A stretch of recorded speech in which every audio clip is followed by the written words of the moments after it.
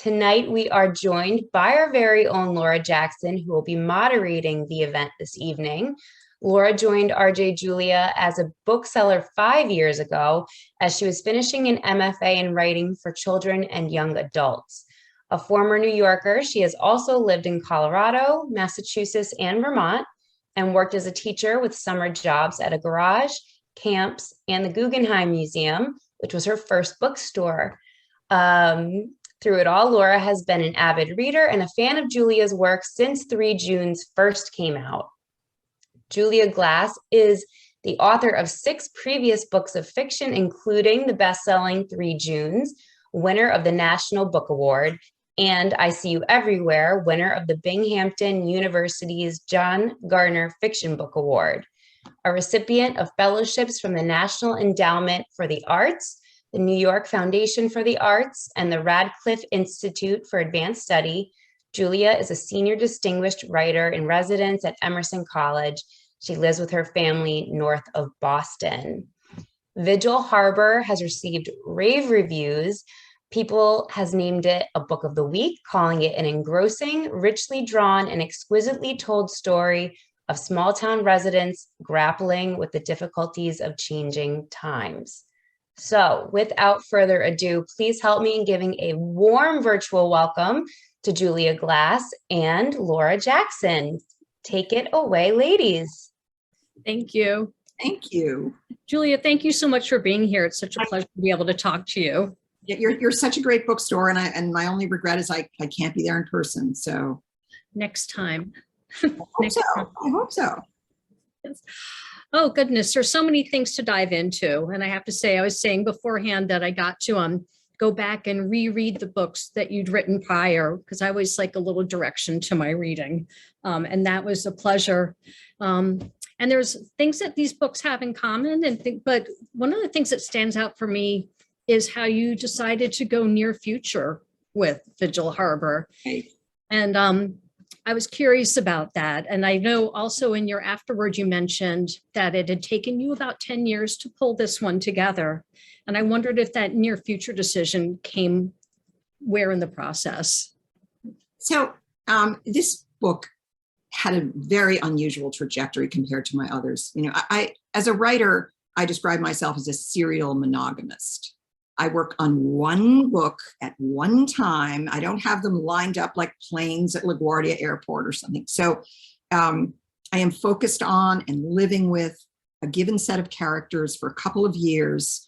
And I can't even conceive of starting another book usually until one is in the pipeline with the publisher, you know, because there's that whole shoulder time when the book is being copy edited and proofread and typeset and all that. And that's usually when I start on a new book. So I think of it as a kind of marriage. And this time, I think that, I should go back and I could probably figure out exactly when I started this, but probably around let's say 2013 or so. And most of my books come to me in the guise of a character. I think of a character in a situation, and I had been living in this town north of Boston called Marblehead for half a dozen years by then. I'd lived in New York City for 24 years. You know, it looms large in my books. I grew up west of Boston, so I was returning to Massachusetts when we moved here with my family. And I thought, if I can't raise my kids in the city, I'm raising them by the water, because I've always just loved the water. And Marblehead is a town that is a peninsula. It's a rocky coast, high rocky coast. We're not smooth sand.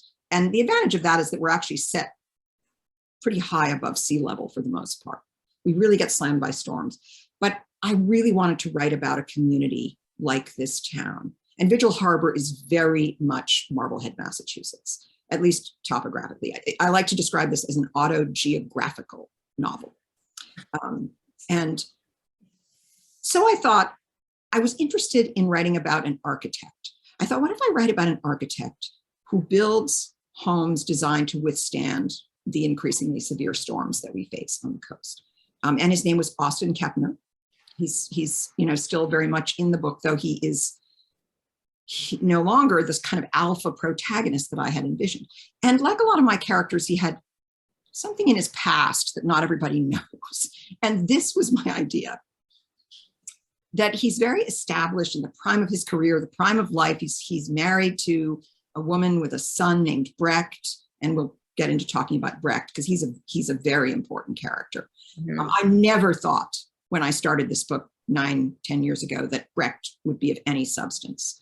I thought, what if early in his career, when he was in New York working at a big firm, he had an incredibly passionate, tempestuous relationship with a very seductive young woman who believed herself to be, presented herself as a creature from under the sea. Whether she was a mermaid, a selkie, I didn't know. Now, anybody who knows my work would think I'd been struck on the head by a heavy object, because I don't do fantasy, right? That's not my sphere. And interestingly, I had started teaching, and I think that, a lot of my students are very into fantasy and speculative fiction. And I would not be surprised if something kind of leaked into me, because my students broaden my reading horizons the same way that I hope to broaden theirs. So I had this architect, I had this maybe mermaid that is a secret in his past. And I thought, what if someone came to town, the stranger who comes to town, who had also been in love with that woman whose name is Isa. And their relationship came to a very tragic end, but it may not be entirely clear what happened to Isa when that relationship ended. And it's something that Austen feels very guilty about. So this woman comes to town pretending to be someone she isn't, intent on getting to him, partly out of vengeance and partly out of wanting to know what became of Isa. But as happens, other characters grew around Austen. His wife Miriam is very important. I wanted to write again about a character that was in my novel, The Widower's Tale, named Celestino, who was an undocumented, well, at this point, he's married to someone who grew up in Vigil Harbor. But when you met him in Widower's Tale, he was an undocumented Guatemalan landscaper. There's also a man and a woman in their 50s whose marriages have come to a sudden and scandalous end, which I'll get into. But so there I was, and I found myself procrastinating horribly and not working on this book. And I couldn't really figure out why. And I wondered if it was, so I hadn't quite made the decision to set it in the future, but I was kind of thinking about that, but I wasn't certain. And then the worst thing happened, which is that another set of characters began to come to me. And I have to tell you, Laura, it felt really like I was cheating on a spouse. I would go into the shower and think about these characters. I created a little secret file kind of in the corner of my computer, and I'd think about these other characters in the shower, and then I'd sit down to work on the architect and the maybe mermaid, and I'd go to that file, but then I'd think, well, when I have lunch, maybe I'll just visit that other file. And those characters were a British movie star, yes, a famous children's book author, the woman who has been the helpmeet to that children's book author, and a spurned curator. And that became A House Among the Trees, which was my last novel, which takes place in Connecticut, of course, mostly in Connecticut. So I tossed this book aside, and it was very, very tough because I'd never done anything like this. And so A House Among the Trees came out in 2017, and I had to make a decision because I had written 75 to 100 pages of what was then called In a Time of Tempests, which I think is a kind of a pretentious title. So I'm really glad I went over to Vigil Harbor at the very last minute. And the world had changed a lot. So just think that I had abandoned this book in let's say 2015, and I returned to it in 2017. And things had happened that maybe some of us didn't expect in that time. So on June 1st of 2017, House Among the Trees was out. I was trying to figure out if I would re-engage with this book. I've never put a book in a drawer. And I was going to our local garden center to buy a tree, and NPR was on, and our new president, our relatively new president, was addressing the nation. And everyone knew what he was going to say, except that I just refused to believe that he would really say that. So I pulled into the parking lot and I sat in the car and I listened. And yes, he did withdraw us from the Paris Climate Accord. Now, however imperfect the Paris Climate Accord may be, I burst into tears. I thought, do these people have no grandchildren? Do they because as much as I did not vote for the people in power, I didn't think really that they could so blatantly just turn their backs on what I think is the most urgent challenge facing us. So, I was devastated. And that summer was actually, the whole year of 2017 was a year of unusually, for that period, extreme weather. There were 17 named storms, 10 of which were hurricanes, 3 of which were Harvey, Irma, and Maria, which plowed through the Gulf Coast and destroyed Puerto Rico.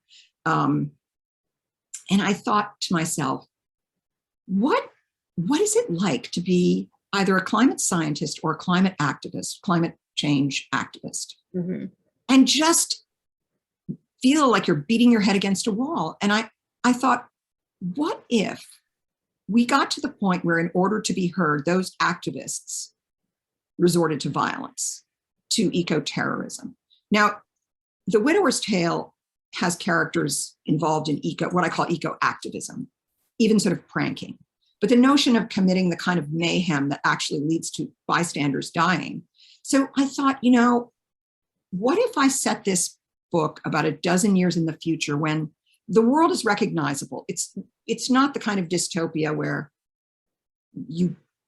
some plague has finished most of us off, or nuclear warfare has bombed us back to the Stone Age.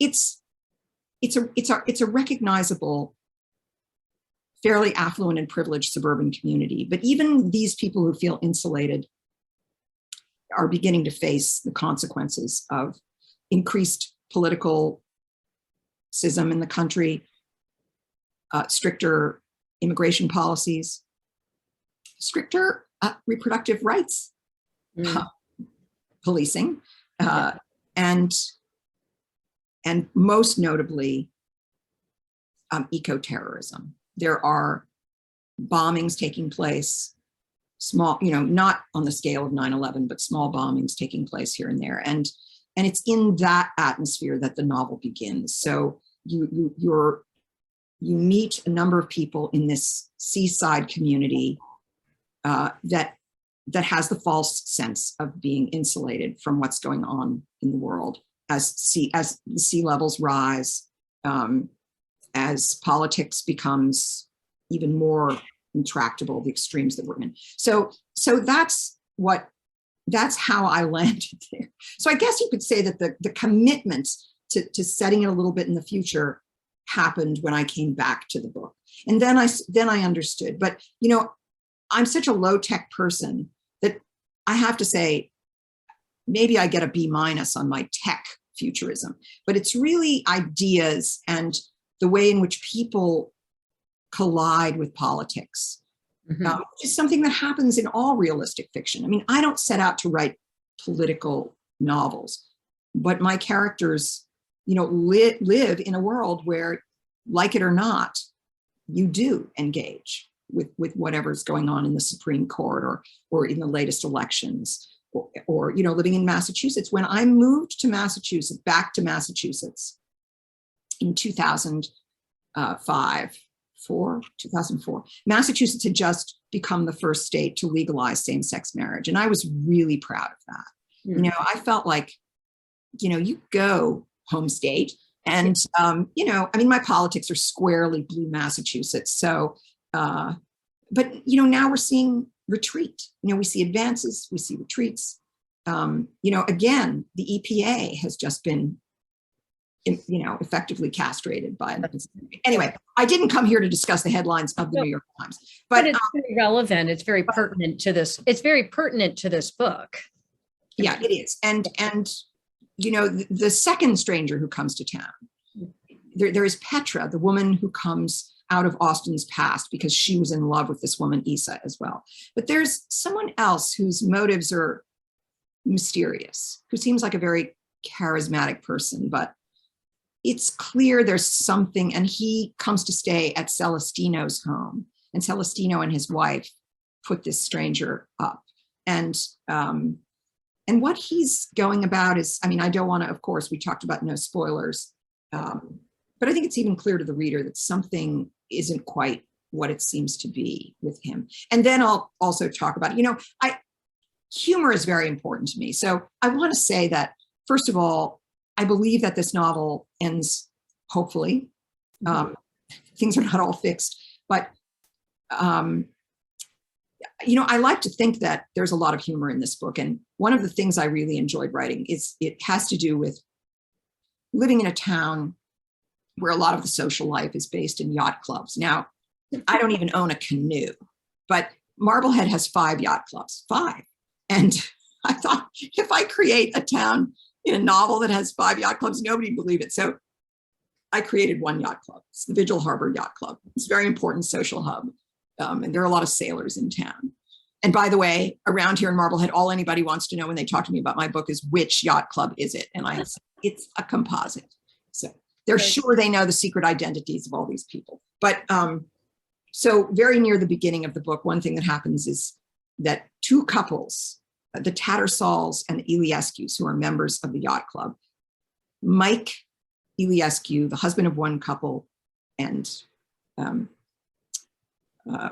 Margot and Margot Tattersall, the wife of the other couple, are shocked when they are told by their spouses that their respective spouses are running away together to a survivalist colony in Wisconsin, leaving Margot on the one hand and Mike, at the center of gossip, totally mortified. In one case, heartbroken, and in the other, maybe not so much. Mm-hmm. And so Margot, who's the character I had possibly the most fun writing, because she's this retired high school English teacher who is she's just a spitfire, and she's foul-mouthed. She digs at all the sort of sacred cows of teaching literature in a white high school.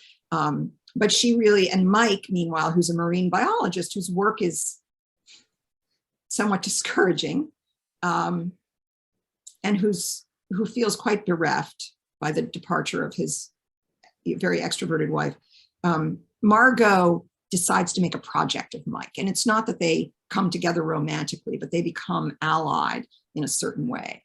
And they're empty nesters whose grown children are a matter of great concern to them. Mike's son, Egon, who's trying to succeed as an actor in New York City, which is a much more dangerous city than it is now, because it's a epicenter of some of these terrorist acts, is a character too. So there are altogether 8 characters narrate this book, with an omniscient kind of bird's eye narrator that comes in occasionally and gives you kind of some of the picture of the history of Vigil Harbor. Vigil Harbor has a history that has a strong hand on the way in which people live. It's a very patriotic town that was very important in the American Revolution, as was Marblehead.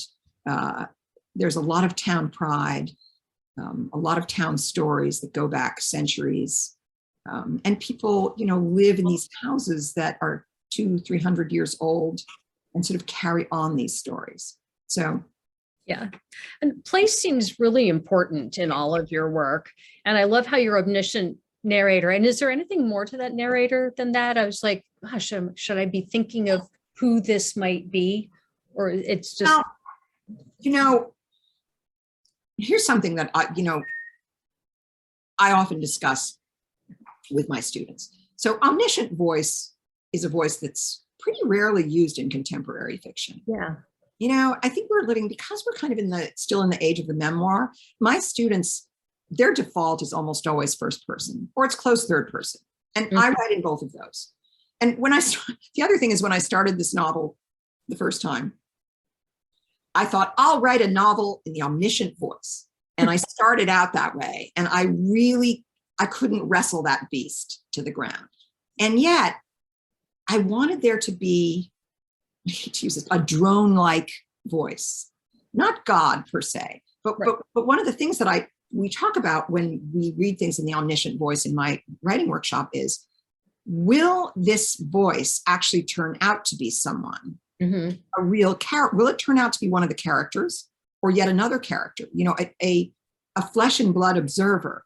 Or will it be this ethereal, omniscient, cosmic voice? And there are many different kinds of omniscient narrators. Some are quite opinionated. And this one has a certain tone. Yeah. But you're the first person to ask me really specifically about that voice. So I think I'm going to be a little coy about whether or not that voice turns out to be, the voice of someone you come to meet. Is that okay? Yeah. Yes, but I did try the second time I read. I kept fitting people in. I'm like, oh no, it's not them. But it was sort of fun to read. But I know in the opening, and the narrator, that Omniscient Voice, does seem to have opinions and kind of a broad view. There's a certain wry tone to the sometimes, especially when there are comparisons between the origins of this town, which was a hard scrabble, cod fishing village, not at all a place of wealth and comfort. And the notion that these contemporary residents get all teary when they sing their town song. And by the way, I wrote that town song, and a number of people who've read the book here say it's so much better than our actual town song. I'm like, well, if you write the music, because all I've written are the lyrics, then we could take it to the selectmen and see if they want to have One day you're going to be at a picnic and you're going to hear it. Yeah, right. So they, I hope some friend of mine who's musical surprises me and puts it to music. That would be fun. But it is, it's the kind of thing where you think, I'm so proud to live in this town that began, these men living in, beer barrels. And it's like, no way in hell would any of the people who live in this town now survive for 2 minutes in the town that it was back in the 17th century. Still fascinating. But that voice starts out talking about kind of the character of place and how the people who live in a peninsula might be shaped by that peninsula. Right.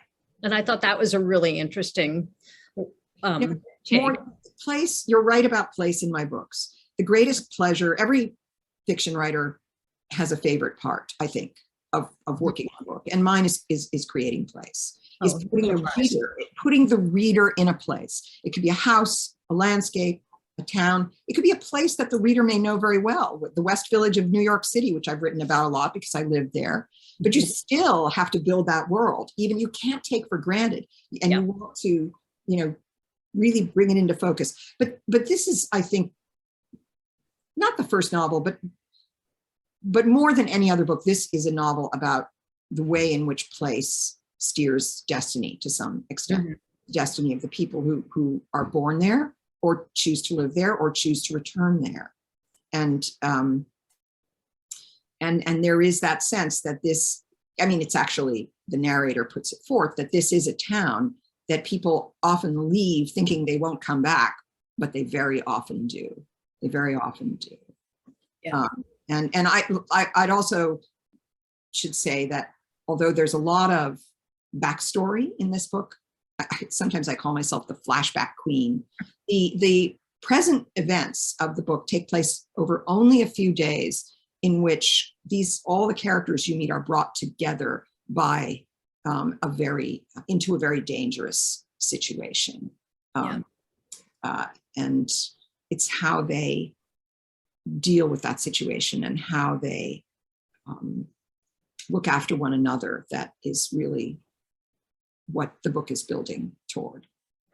I have 2 directions I want to go in, so you can tell me which way you want to go. I'd love to talk about world building, but I also felt like rereading your books and then reading this one that there's often a crisis, and it's like who behaves how in this crisis, and and who shows up and who kind of sticks it out and helps the person next to them.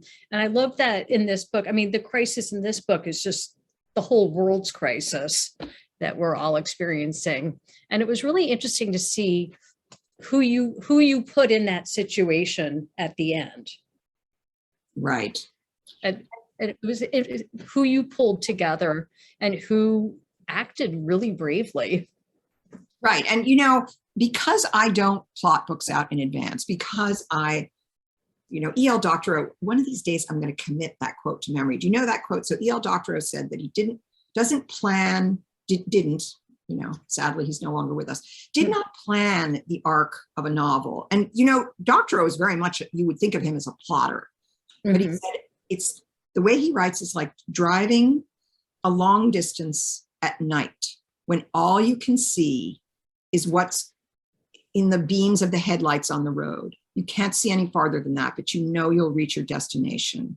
Yeah. And that's exactly what writing feels like for me. So the drawback to that is that I can head down roads that suddenly I realize are cul-de-sacs and I have to back up, it's like beep, beep, beep, beep, But what I find incredibly exciting about writing that way is that characters that I did not think were going to be important become very important. Mm-hmm. And here's where I might mention Brecht, who's the 21-year-old stepson of the architect, who, when you begin, he's the first voice you hear in the novel. And he has come home from New York City, where he was in college, and he narrowly escaped a very violent act, and he's shell-shocked. And he comes home and he works for Celestino, the landscaper, as he tries to figure out where he's going to go with his life. And he suddenly became one of the most important characters.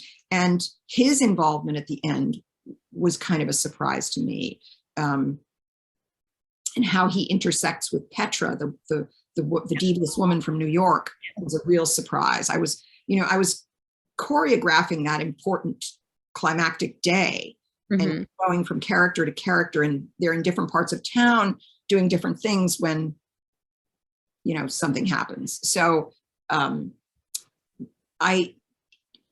there were so many surprises for me in that. And bringing Mike's actor son Egon in from New York was something I also hadn't planned to do. So yeah, that's when I really feel like I'm in the zone. There's a particular scene. When I get a book and it comes, here's my book, and it comes from the publisher in a box. I get a box of books that still kind of smell a little like formaldehyde, like they just came off the press. And I hold a finished book in my hands. I honestly don't know how I wrote it. I just look at it and I think, and I page through it and I think, when did I do this? And so much of the writing I don't remember, but there are certain scenes I do remember. And when Egon, who's now 30 years old, but grew up in Vigil Harbor, comes back and sees that his dad is hanging out, not only with the woman for whose husband his mother left, but it's his high school English teacher. And Egon is gay, and suddenly I envisioned this scene that it was Margot who was the one who helped him come out, not explicitly, and so that scene where she's directing him in Pygmalion, and he's playing Professor Higgins, and she talks to him about his character. I just get goosebumps. Is it the best scene in the book? No, but it's such an important, way in which Egon and Margot have this connection in their past that they both remember. And that's really, when those things happen, when I understand the weave of the characters and their backstories, that's when I get really, really excited. Yeah, I love that scene too. And I love Margot, but I do love the people who show up for each other, and you never know who it's going to be. I also, thought I was trying to do a little chart of all the different ages of the characters in the book, because I think one of the things I love is the way that you bring in even the youngest. You've got Raoul, who I think is 8. Oh, it's 8. That's right. Raoul is 8 years old. All the way up through grandparents, but everybody's well-rounded. Everybody has a full life. And then you let them interact with each other. Yeah. And just all those voices are there. So world building, you said you didn't focus too much on the tech, but there were certain themes of tech in there that I thought you did really well. The big screen and it's a wall screen, but you know. yeah, the wall screen and the vexing, and it was just enough to remind us that it wasn't the same time as ours. Right, and also, yeah. I mean, one of the things that my kids are 21 and 26, and what's interesting is my 26-year-old, I was really able to withhold a phone from him till high school. I could not do that with his younger brother, and it's really interesting to see how much more, screen dependent I would say my younger son is. He's very smart. He is, very curious about the world, but the way he interacts with the world is a little different. And so here we are in the year 2034 in this novel, and here are these parents. Celestino's wife and some other parents have put together a homeschool. And one of the things they're really trying to do is, there are a couple of days where the kids can't have what are called their tronics, because they have, it's called a pocketronic, and it's just a kid's phone that's like somehow screens out a lot. And trying to have them read real books, and make real art projects out of paper, and do, and they're trying, and yet one of the questions that arises, and again, I didn't really think about this till I was getting toward the end of the book, is to what extent can we try to hold our children back? Mm-hmm. Really the right thing to do to keep that, to try to give them a sort of a retro upbringing. There are many debates about this. And I've been at the edge of it because of the age of my kids, but I watch people I know who have kids who are 10 years younger, and sometimes it seems like, there's just nothing you can, you may be a little distressed by it, but there's nothing you can really do. But I think one of the things that I ended up asking myself is, and also protecting your children. One of the reasons that these parents don't want their children going to the school is they'll be doing shooter lockdowns. They'll be doing, this, and they're trying to keep their children safe, but how safe?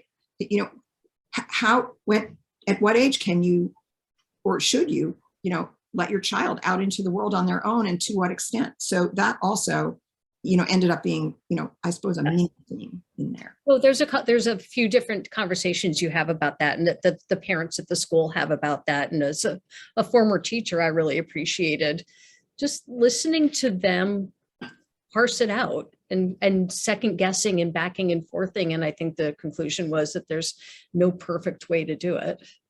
And as you see at the very end of the novel, Raoul has actually, he's absorbed a lot that I'm not sure his parents would be all that happy to know that he has absorbed. One of the things I love about how you wrote him is that he has this whole interior life. He's fully formed, fully rounded, and there's some things to think about that he's thinking about at the end. Yeah. But you also, you made up some slang, and I thought the world building you did with this kind of near future, that must have been some work, and that it really, I thought it worked out. So I did an event the other night where my interviewer said to me that she really loved the hitch card, which I'd kind of forgotten about. So in that world, there are people who can register for something called a hitch card, where they can hitchhike. And the people who, it's kind of like a people's Uber, because it's like if you register to pick people up, you have a certain profile, and the people who have hitch cards are, authorized to, or they're safe to pick up. So hitchhiking is a thing that's come back in a kind of authorized, official way. And there's a little bit about that in the book. I thought that was a really important part of the world building, about things that are sort of familiar, but have gone to the next step, kind of the way they approach food, and the way they approach composting, and the way they approach transportation. You clearly put some thought into that. And food, there are foods that are either exorbitantly expensive that we take for granted now or just not available. And you get a tiny bit of that. I mean, I don't focus on it, but you get it through the characters. It's there, and it makes me realize we're talking about it. Oh, sorry. No, sorry. I was just going to say, especially through the older characters who are, in their 50s. And although in 12 years, I would be well into my 70s. So, I was kind of thinking at one point, how old are these characters now in 2022? For instance, Brecht is in middle school right now. If he's a real person, he's in middle school now, and he's at college age in the book. But I also wanted to mention the language thing that you mentioned, because one of the things I realized is when language evolves, it evolves the quickest, the fastest in the mouths of teenagers. Anybody who has had teenagers come home and suddenly use an adjective in some, I remember the first time my younger sister came home from high school and used wicked as an adjective, like, man, that's like a wicked cool car. And I'm like, what? And I was, 5 years older than she was. So, and now wicked is entrenched. It's a very Massachusetts word. But so I realized that Brecht would be using some words that we may know in a different way. So for instance, one word that means crazy or loony is stooge. He talks about things being stooge. And so something could be, if something is max stooge, it's as crazy as it could possibly be. Max is an adjective he uses. And fixed means, I like fixed. Getting fixed. So that was fun. And and Egon, who's 30, uses some of these words, and there's a young architect, but mostly the older people, the people who are middle-aged, speak the same way we do. I mean, they're I think our speech kind of ossifies when we're in our, with occasional terms thrown in. I would never, one expression that my older son would use in high school is, I don't even know if it's still used, but like word. Word, dude. And I thought, will I ever use, and I would never use that. And if I use the word dude in an entirely ironic way, and that's not, I don't own that word. I'm too old to own that word. So I just thought you layered it in nicely to remind us that this was a different time and place, or a different time. Yeah. So I thought that went really well. Let's see. But I should also mention, though, that something that was really a shock and a terror to me was when the pandemic hit, because I had just about finished the polished draft of this book. And I had to go back into the book in the summer of 2020 and figure out how because the paradox of setting something in the near future is that the closer the future you choose, the narrower your margin of error. Because the rear view mirror in 2034, whatever happens between now and then, and I'm not predicting, whatever happens, like the war with China over Taiwan, this pandemic was a part of the past of all my characters. None of them were so young that they couldn't remember it. So for instance, for Brecht, even in the before the pandemic, Brecht's father died when he was 8 years old. He and his mother lived in New York City. His father was an asthmatic. And then I realized, oh my God, his father died of COVID. His asthmatic father died of COVID in the first wave in New York. And he had to be locked down with his mother, and only his mother, for so long. And that changed the relationship between Brecht and his mother in the book and deepened it. And in fact, that relationship is one of the last glimpses you get of the characters in the book, is a very heart-to-heart conversation that he has with his mother, which would never have been in the realm of their relationship if they didn't have this COVID lockdown history. So it was weird. But it was such an integral part of the book, the way you wove COVID in. Oh, I had another one and I've lost it.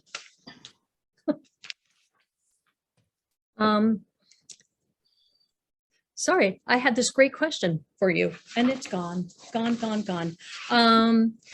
did love your shout out for bookstores and books and where they fit in. And I know I had been rereading. And so I felt very deeply when Fenno's bookstore fails in a different book. And then at the end of this one, you have, I think it's Mike reading with Miranda at the end. And it just, right, with his daughter, his pregnant daughter. yeah, and then Margot gets some great talks. She has a great, who was she talking to? Petra, maybe, about the importance of books. Yeah, no, she has a few riffs on, because she was still teaching during sort of the, overhaul of the curriculum, and what she refers to Faulkner, Steinbeck, and Hemingway as the three dead drunks. But it was nice that because you imagined the tech and you kind of talked about how, books are relevant about sharing experiences and the need for them and the way that people may seem isolated. And yet if you're a reader, then you are always going to have at least a chance to connect with other people's experiences.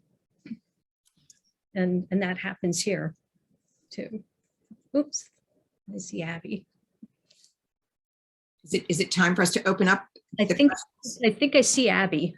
I do too. I have a few questions for you both.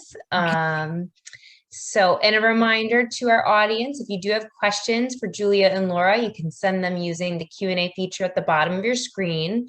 Julia, can you talk a little bit more about your writing process and what you do if there are ever days you feel less than motivated to write, or if you're stuck on a particular scene? So the first thing I have to say is I do not by any means write every day. I am not a get up before the birds, write 10 pages without caffeine kind of person. And I know a number of those people. So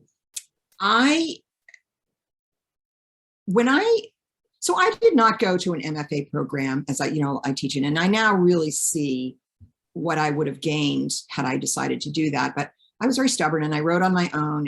I had been a painter through my 20s. I started writing fiction seriously in my 30s, worked very in a solitary way, and I had to fit my fiction writing around making a living. But once 3 Junes was a success and I was able for a few years anyway to just work on fiction, I would feel really, really guilty if I didn't write every day. I thought, what's the matter with me? Ironically, this book, 3 Junes obviously was a beloved book, but I still felt like some kind of phony. But the thing that I've come to realize is that for me, it's the living in my daydreams with my characters, in the shower, having an affair with those characters.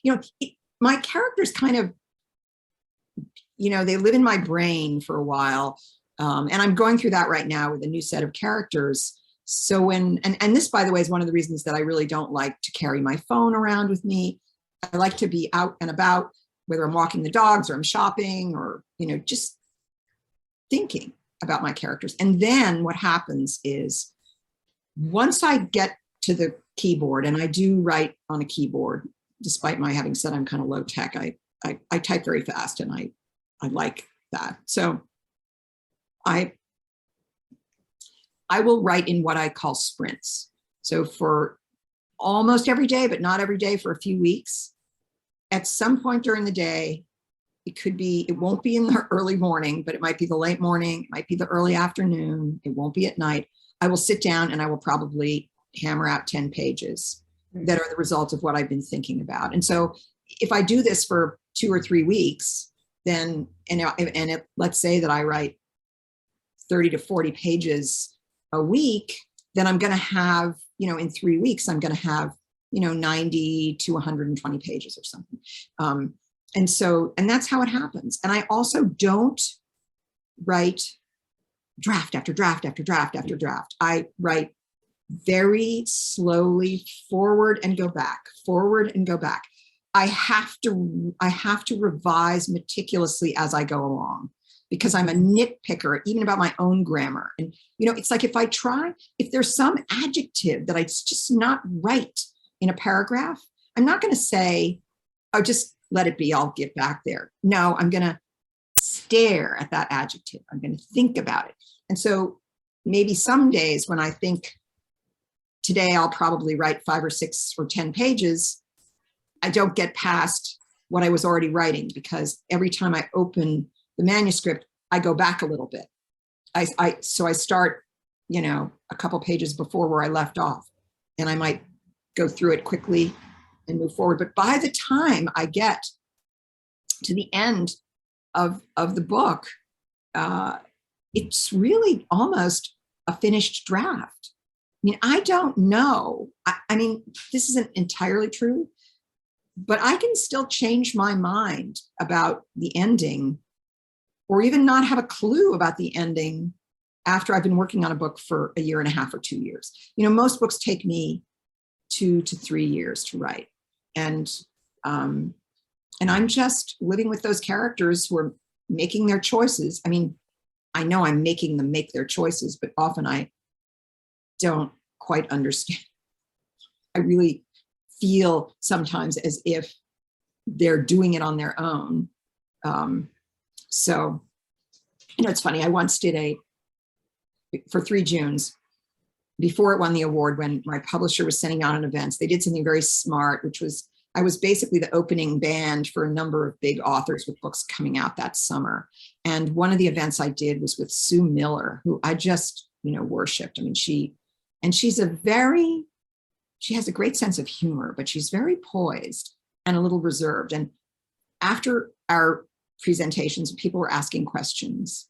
And so someone asked her, because most people were ignoring me, do you ever get the feeling that when you're writing that a character just starts living their own life and just running away from you, and you just have to run to keep up? And she turned to me and said, well, why don't you answer that first, Julia? And I said, oh, yes, I had this experience with Fenno McLeod in 3 Junes. He just seemed to take over. I never thought he was going to be the major protagonist. And I really did feel like I was running down, West 12th Street after him in the Village, seeing where he was going to go. And then I said, so how about you, Sue? And she said, I regard my characters as my employees. They do whatever I tell them to do. Quote, unquote. I mean, and I just thought, oh, I hope I get there someday. I'm not there yet. I've heard it different ways from different authors. We actually have a question regarding characters here. How do you choose the professions of your characters? Did your sister's career affect your views on ecology? Oh, so is that someone who knows me? Lyons? I'm not sure if I'm pronouncing the name correctly. So my sister, who alas died in her early 30s when I was in my mid 30s, was a wildlife veterinarian. She worked on the Florida Panther Project, and her passion was trying to, working with endangered species to try to, restore their populations. And she did have very, at the time, this is in the 80s and 90s, very progressive attitudes about nature conservation. I mean, they're attitudes embraced now by many people, but, it's sort of to hell with people. What matters is land, what matters is nature. And certainly that's had an effect on me. After the professions of my characters, there's a saying about actors that you shouldn't want to be an actor. You shouldn't aim to be an actor unless it's the only thing that you can envision yourself being. Well, what I say about a fiction writer is the opposite.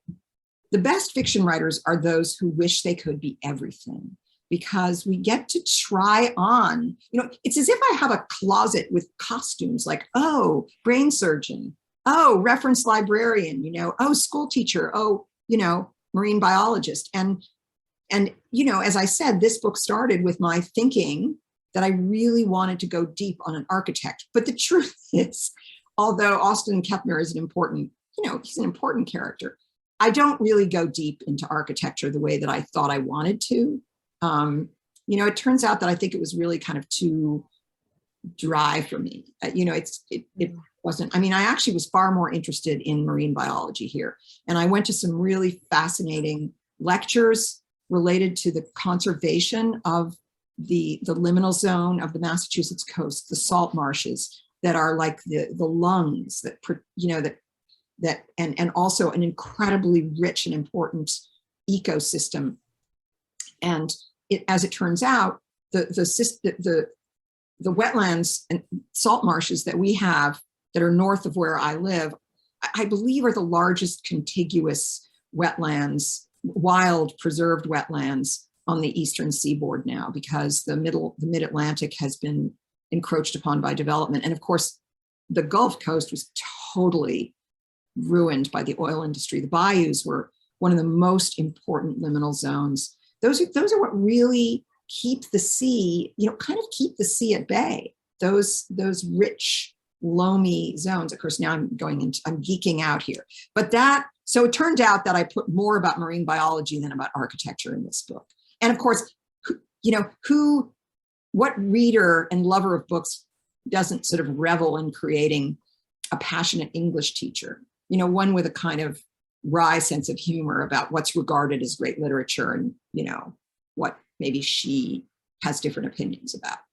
Yeah. Another question, how does teaching inform your writing?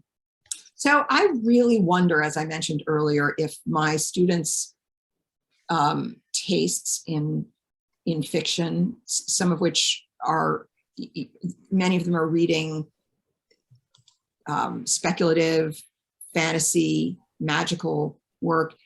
And so I try to educate myself about that. And I read more work that is not straight ahead realist, especially short stories, than I used to. And I think it has maybe freed me up a bit. I also just think that when you have to talk about the writing process, not just think about it, but really talk about it in a classroom. And when your students look to you, like, you know, somebody almost every semester says, you know, professor, when are you going to teach us how to write a novel? And I'll say never, because, you know, it's different for everybody. But I can tell you how I write a novel. But I've discovered more about my own process by having to talk about it with students and also colleagues. You know, I'm really fascinated to hear my colleagues talk to their students, what they say. And you know, and I also have to read student work and know how to tell them what I think. And these are graduate student workshops, so the other students have opinions too, you know, how I think they can strengthen their work. How, you know, and you really, you know, it's, and some people say that teaching can really interfere with writing. And I will say it comes from the same part of my brain, but to the extent that it uses up some of that energy, it also gives back a fair amount. So it's a kind of a give and take, I think. Interesting.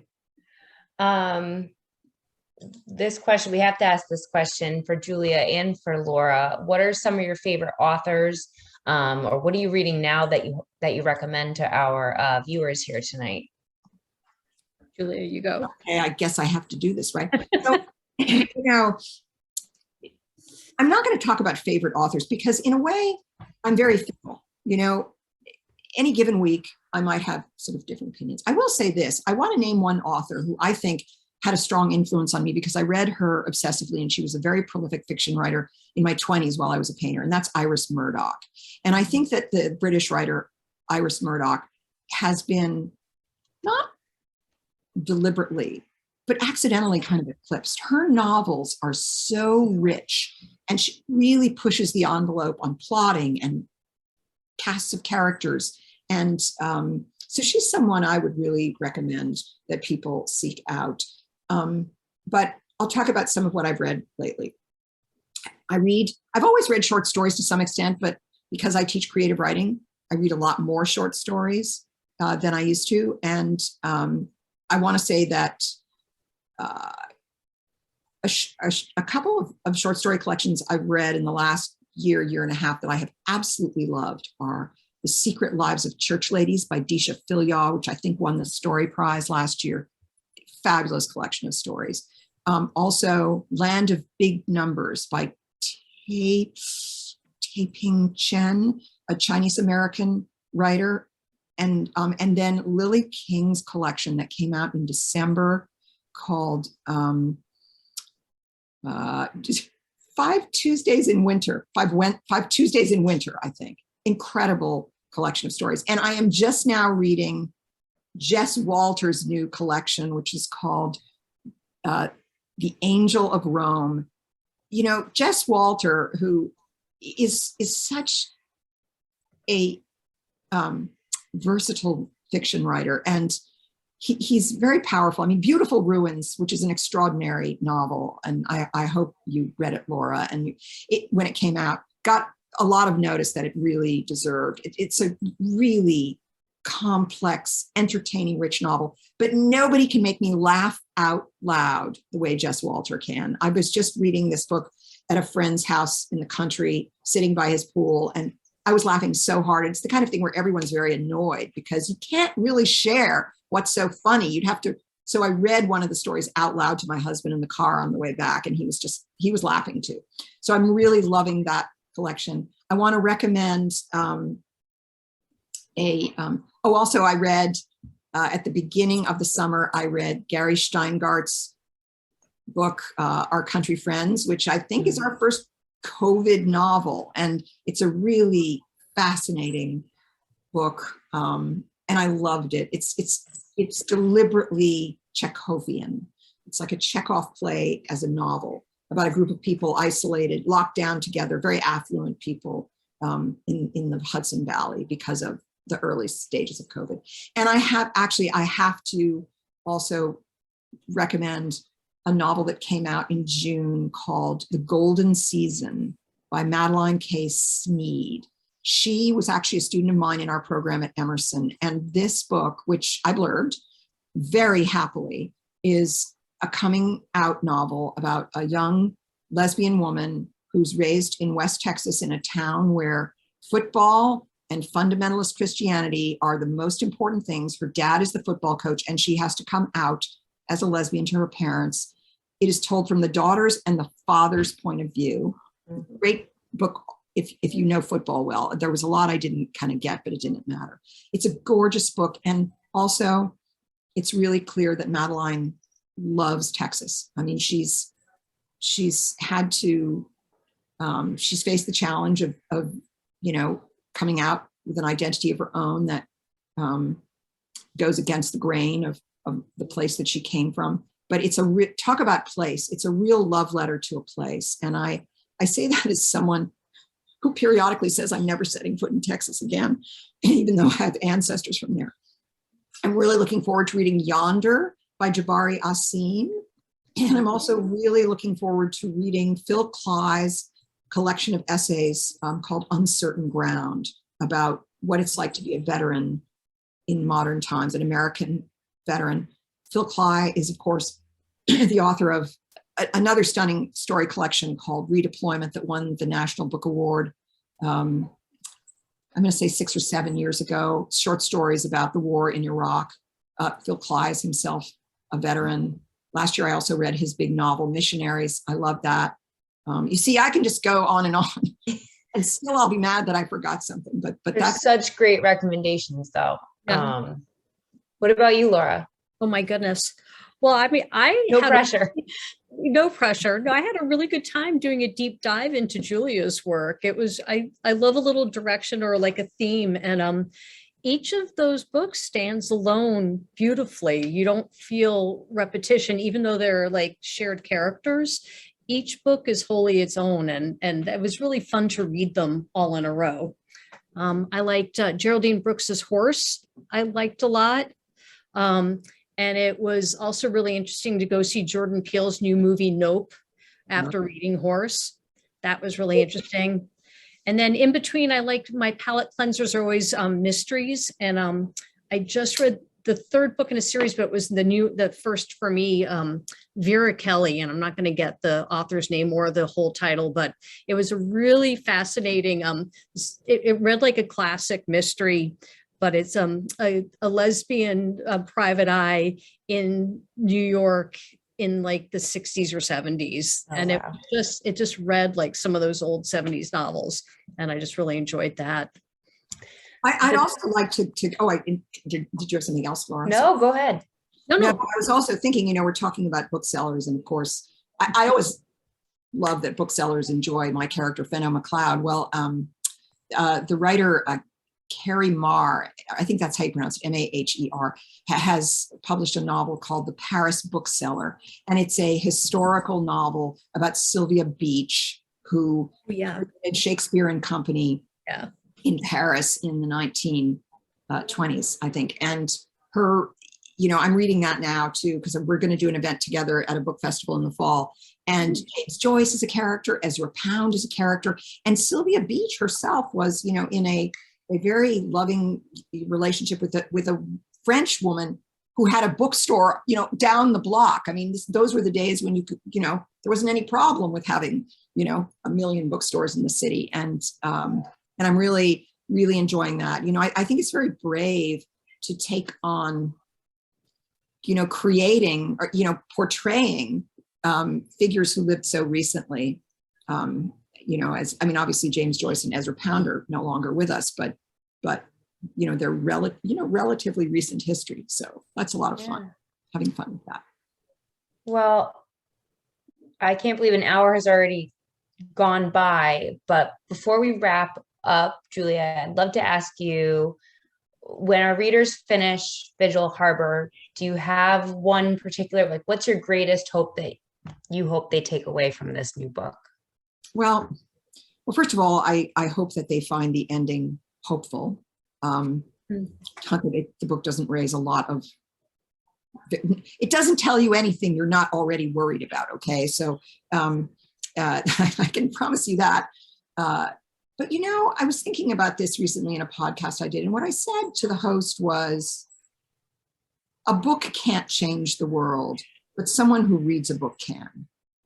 And so what I really hope, and this is true for all my novels, is that, I want them to entertain people and to take you away from your everyday worries, perhaps keep you entertained on a train or a plane. But I hope that they will inspire you to enter conversations about social issues, whether they have to do with parenting or solving climate change, and that I keep those, put those things in the readers' minds in a way that's really fruitful and that leads to richer conversations out in the world.